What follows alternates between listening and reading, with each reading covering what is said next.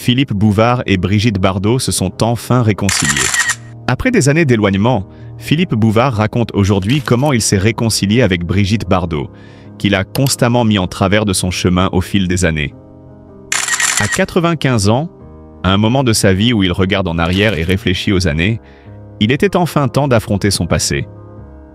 Le légendaire animateur des Grosses Têtes, l'une des émissions de divertissement françaises les plus populaires, a partagé ses réflexions et ses profondes intuitions avec le public dans l'émission Les Dernières Confessions. Les 3 et 10 mai sur TV5 au Monde. Un sujet particulier abordé dans ce programme est la querelle de longue date entre Bouvard et l'icône du cinéma Brigitte Bardot. C'est une histoire de malentendus, de désaccords et d'une relation distante qui a duré des décennies.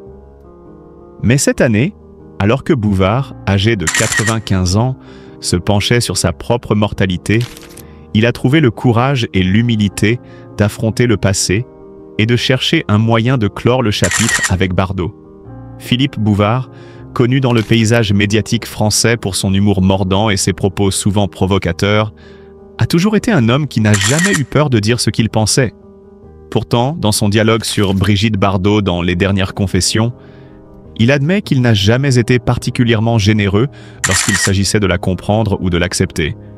Bardot, considérée dans les années 1950 comme la diva du cinéma français par excellence, se retire de plus en plus du monde du cinéma au cours des décennies suivantes et se distingue comme une militante engagée pour les droits des animaux. Sa passion pour le bien-être animal et ses positions souvent radicales sur la question l'ont amenée à s'éloigner de plus en plus du monde glamour dans lequel elle avait autrefois excellé. « Je ne les ai jamais vraiment compris », avoue ouvertement Bouvard. Brigitte a pris ses distances avec tout ce que je tenais pour acquis. Elle n'était plus l'actrice qui avait enchanté le monde dans les un et Dieu créa la femme, mais une femme avec sa propre vision, une vision qui ne m'intéressait pas à l'époque. Pour Bouvard, la transformation de Bardot, ses messages politiques de plus en plus forts et son rejet des normes sociales antérieures étaient quelque chose qu'il ne pouvait pas soutenir. L'humour avec lequel il la traitait autrefois dans son émission était souvent moqueur et pas toujours respectueux. Mais c'est précisément cet humour qui a éloigné de Bouvard de nombreux autres artistes et personnalités du monde médiatique. Les désaccords qui surgirent dans les années suivantes n'étaient pas seulement professionnels mais aussi personnels, et ils façonnèrent sa relation avec Bardot. Bouvard lui-même admet que son attitude envers Bardot était souvent caractérisée par l'arrogance et l'incompréhension. Il était facile de se moquer de Bardot, bouleversé, de ses opinions passionnées, parfois radicales. Mais au fil des années, il a progressivement abandonné cette attitude. « Avec l'âge vient la sagesse », dit-il. « J'ai changé, et je pense que Brigitte aussi. » La réconciliation entre les deux hommes n'a pas commencé par un grand geste, mais plutôt par un petit pas significatif.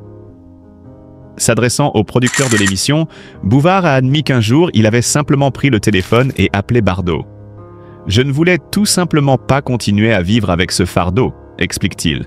« Je ne voulais pas que notre histoire soit toujours marquée par cette hostilité. Je voulais trouver la paix. » L'appel était surprenant mais pas inattendu. Bardot, qui s'était également quelque peu retiré du paysage public et médiatique ces dernières années, a accueilli la nouvelle avec un mélange de scepticisme et de compréhension. Elle-même a lutté pendant de nombreuses années contre les effets de sa célébrité et les changements dans sa vie. C'était un appel bref, raconte Bouvard, mais très sincère. Nous avons discuté, expliqué pourquoi nous étions séparés depuis si longtemps, pourquoi nous ne nous entendions plus.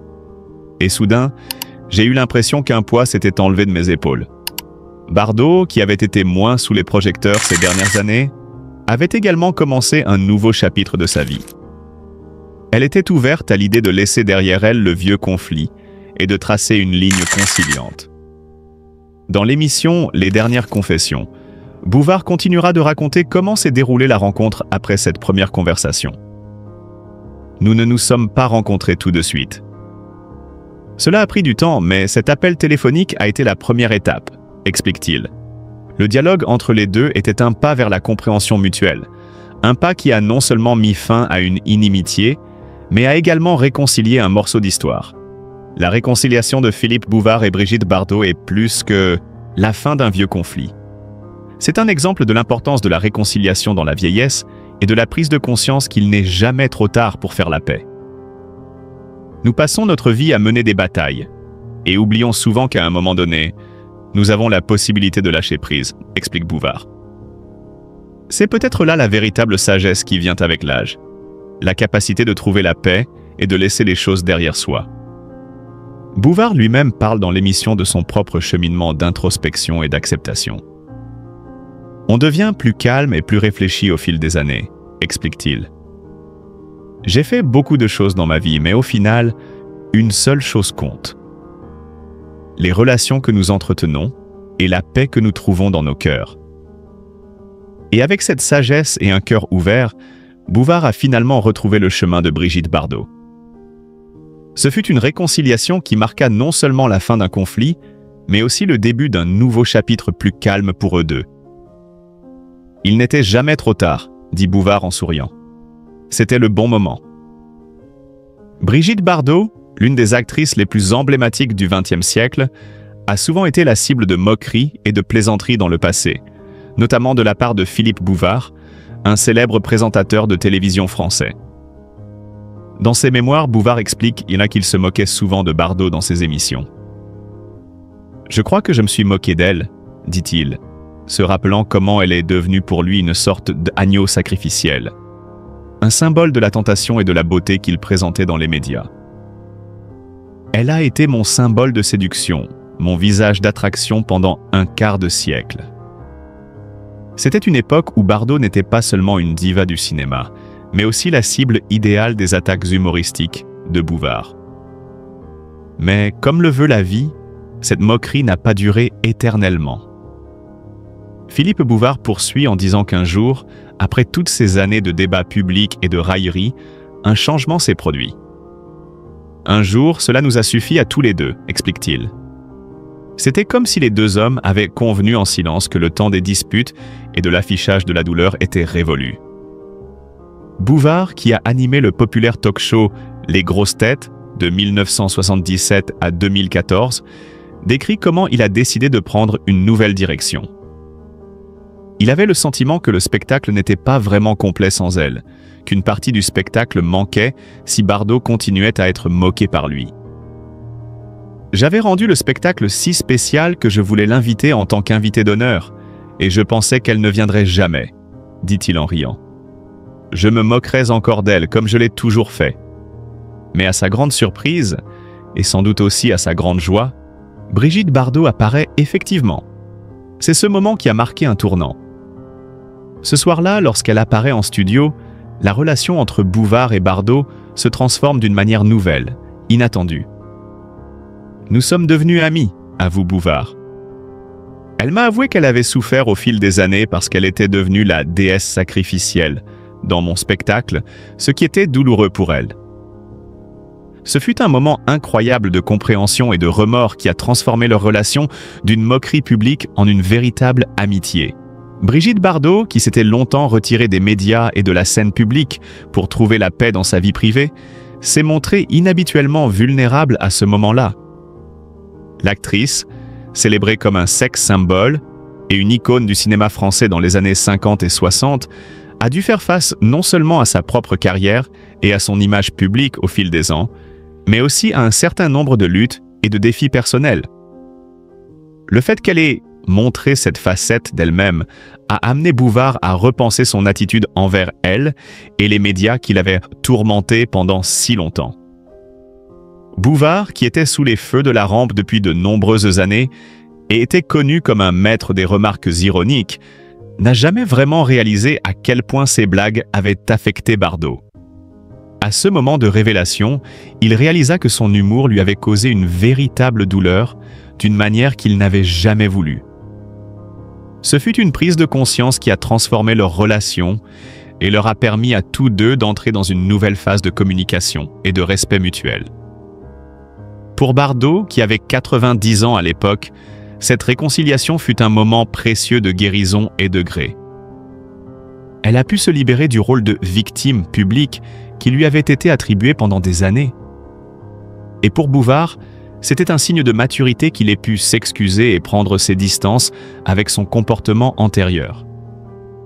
Les deux hommes, autrefois adversaires dans un spectacle public, étaient devenus des amis qui se sont rencontrés dans un moment d'humanité et de compréhension. Cette histoire, qui est bien plus qu'une simple blague d'autrefois, nous montre combien il est important de réfléchir à l'impact de nos paroles et de nos actions, surtout en public. Brigitte Bardot et Philippe Bouvard sont deux des personnalités les plus célèbres de France, et leur histoire n'est pas seulement celle d'une dispute publique, mais aussi un témoignage de la capacité de changement, de réconciliation et de respect mutuel.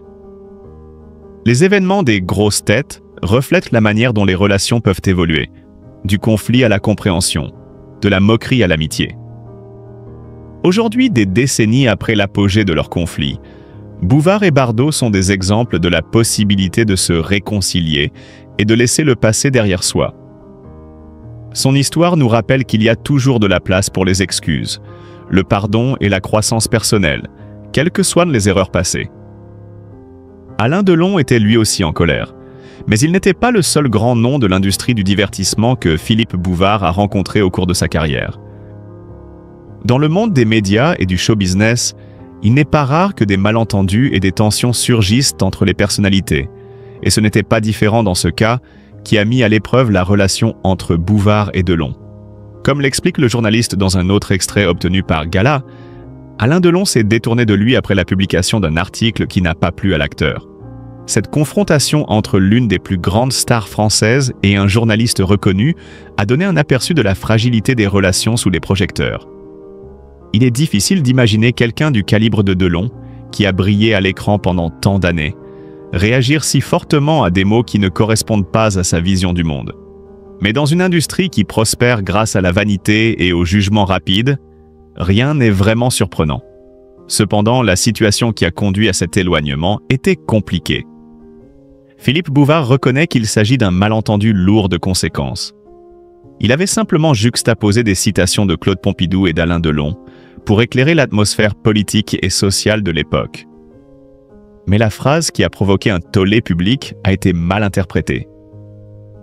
J'avais cité Pompidou et Delon, tous deux dans une même phrase.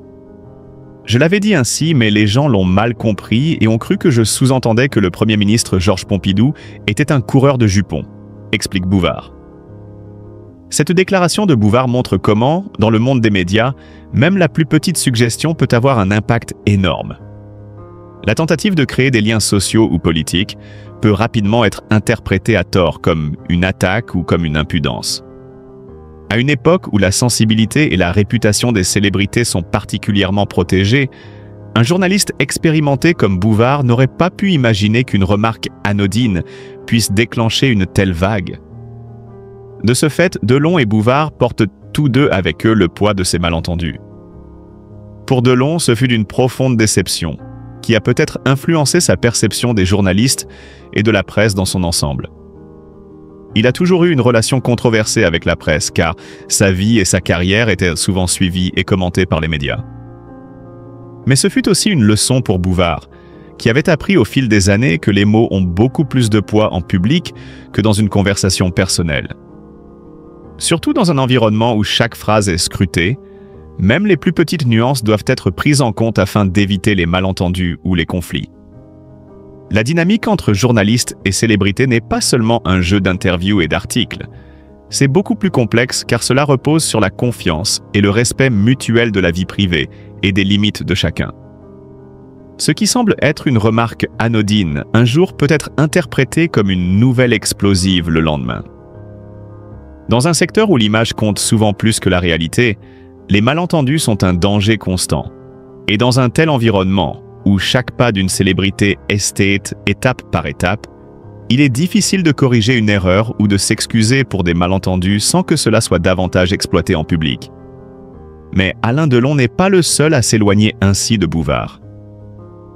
Au fil des années, le journaliste a rencontré à plusieurs reprises diverses personnalités du show business, dont certaines étaient caractérisées par le respect et d'autres par des incompréhensions. Dans un monde où les interactions personnelles avec les médias sont tout aussi importantes que la carrière, la pression est énorme des deux côtés. Chaque pas, chaque mot, chaque geste peut avoir une influence sur le cours d'une relation, qu'elle soit positive ou négative. Delon et Bouvard n'ont jamais complètement résolu leurs différends. Un autre exemple de la fragilité des relations entre journalistes et célébrités. Ce cas n'est qu'un exemple parmi tant d'autres qui montre comment le monde des médias et du show business est façonné par les malentendus et la fragilité de l'image publique. Pourtant, malgré ces tensions, l'essence de ce qui la constitue reste inchangée. Une interaction constante entre la perception publique et la réalité privée, souvent difficile à concilier. Au revoir et merci. Philippe Bouvard dit au revoir. Améliorer son départ, c'est un art que Philippe Bouvard, à l'âge de 95 ans, maîtrise à la perfection. Vendredi 6 décembre 2024, jour marquant de l'histoire de la radio française, l'animateur légendaire et chroniqueur emblématique a fait ses adieux aux ondes. À part de foi, émouvant et plein de sagesse, au moment où il entre dans sa 96e année de vie. À 95 ans, cet homme n'a pas la carrière d'une marque de plus de générations. Un homme avec tout son humour, son intelligence et sa finesse. Et, si vous êtes sur le micro de RTL, vous aurez le choix entre « j'ai 95 ans » et « mais plutôt ». Je viens d'entrer dans ma 96e année d'âge, comme une invitation à la fête et à de nombreux moments mémorables. La radio RTL, qui accompagnait une grande fête de son parcours, s'est réduite chez lui pour fêter son anniversaire et, surtout, marquer un tournant de sa vie. Celui de sa retraite. La radio depuis longtemps est sur le terrain du jeu, dans cette fois-ci franchi le seuil de sa maison pour lui rendre hommage, pour lui offrir un moment de complicité intime et humaine, loin du studio et des projecteurs. Philippe Bouvard, personnage incontournable du paysage radiophonique et télévisuel, s'est toujours distingué par sa prestance imposante et son humour incisif, le tout accessible et humble. Cet adieu n'est pas une simple annonce du département, mais c'est aussi un acte de gratitude envers tous ceux qui ont vu, admiré et visé les autres. À travers ses chroniques, ses émissions et ses apparitions, elle est l'objet de l'ère du temps et de l'instant de réflexion et de réflexion, dans un subtil mélange de lumière et de profondeur. À 95 ans, Bouvard a décidé qu'il était temps de faire une pause bien méritée. La carrière est longue et fructueuse, mais elle traverse aussi des collaborateurs et des professionnels en mouvement. Ce n'est pas la première étape, mais le fruit se reflète sur la santé, à la fois sur ses désirs et sur ses priorités. Le département de Philippe Bouvard n'est pas seulement le portrait d'un homme, mais aussi d'une partie de sa famille, une pièce emblématique du quotient des milliers de Français.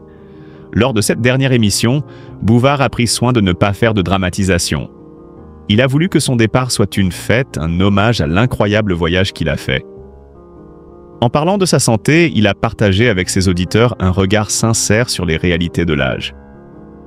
Il a une pointe d'humour qui est mauvaise pour son âge, il est envoyé sous une forme simple et son esprit est toujours vivant. Pour lui, la retraite n'est pas une fin, peut-être une nouvelle étape de la vie où il peut profiter de ses proches, se consacrer à des projets personnels et savourer les petites joies de la vie. Philippe Bouvard est un exemple de constance dans un monde en perpétuel changement. Les décennies radiophoniques traversent avec énergie et passion, dans une ambiance reposante à différents niveaux d'humour et de réflexion. En faisant ses adieux, il n'a pas clôturé une page de sa vie professionnelle. Il a aussi ouvert une nouvelle. À travers ses dernières paroles, il a voulu remercier tous ceux qui ont été à ses côtés au fil des années, mais aussi ceux qui ont écouté et apprécié ses émissions. Il a pris le temps de souligner la générosité et l'engagement des équipes avec lesquelles il a collaboré, ainsi que l'amour du public, qui a toujours été source de motivation et de plaisir. L'histoire de Philippe Bouvard, c'est la cellule d'un homme qui fait désormais partie de l'histoire. Un homme qui, comme moi, après des décennies dans les médias, a su rester fidèle à lui-même. Ce départ à 95 ans, bien que chargé d'émotions, n'est qu'une nouvelle étape dans un parcours qui reste exemplaire. À travers ses adieux, il montre qu'il n'est pas nécessaire d'être constamment sur scène pour continuer à marquer les esprits. Philippe Bouvard nous laisse un héritage immense, un style inimitable et surtout une belle leçon de vie.